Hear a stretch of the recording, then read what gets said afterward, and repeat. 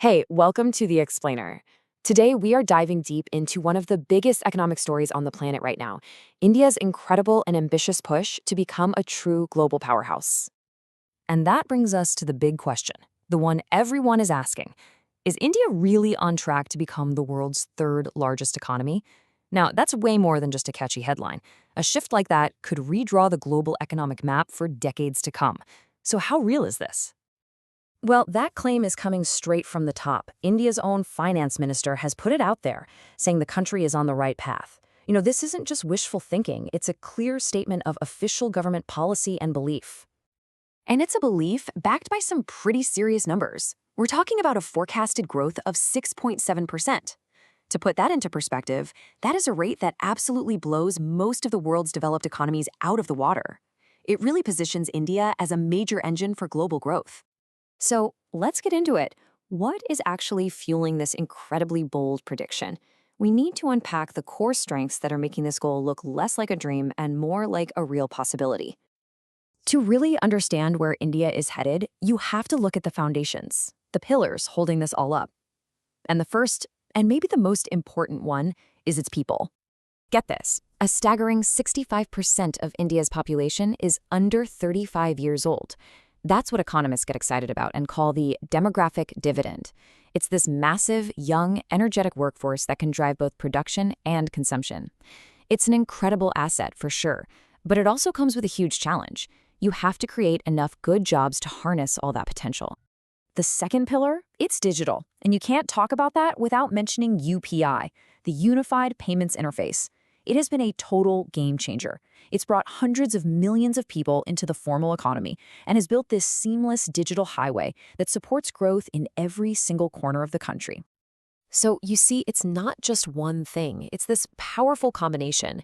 You've got the young population, you've got that incredible digital backbone, and on top of that, you have a huge government push into manufacturing, a world-class services sector that's been strong for years, and policies all aimed at making it easier to do business. When you put all that together, you get some serious momentum. Okay, but that's the big picture. How does it translate into reality? Where is that 6.7% growth actually coming from?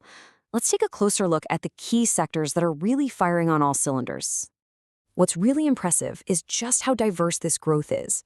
Of course, you have the traditional global powerhouse, IT and software, but now that's being matched by a manufacturing sector that's getting a huge boost from government incentives.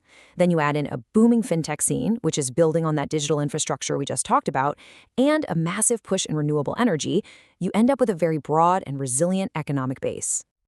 And while those huge sectors are grabbing all the headlines, some of the most fascinating growth stories are actually hidden in the details, in places you might not expect at all.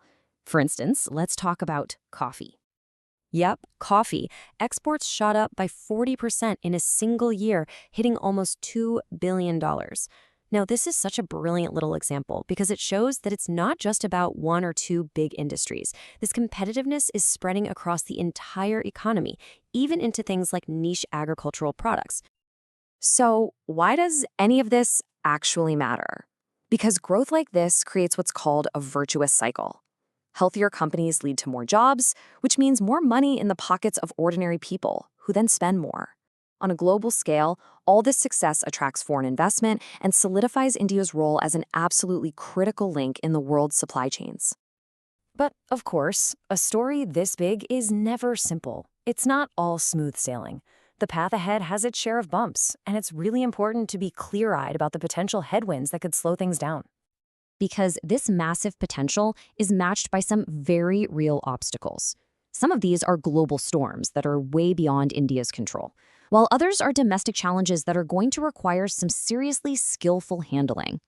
It's really a classic battle of forces, almost like a tug of war.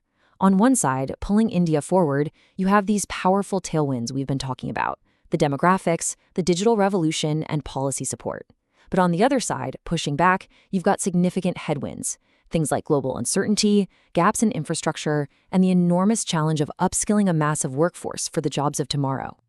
So ultimately, what it all boils down to is this central tension. The opportunity for India is massive, it's real, and it's backed by some very strong fundamentals. But turning that opportunity into a reality is going to mean navigating these very, very significant challenges. And that really leaves us with the final critical question. The path seems to be set, the ambition is clearly there, and the core strengths are in place.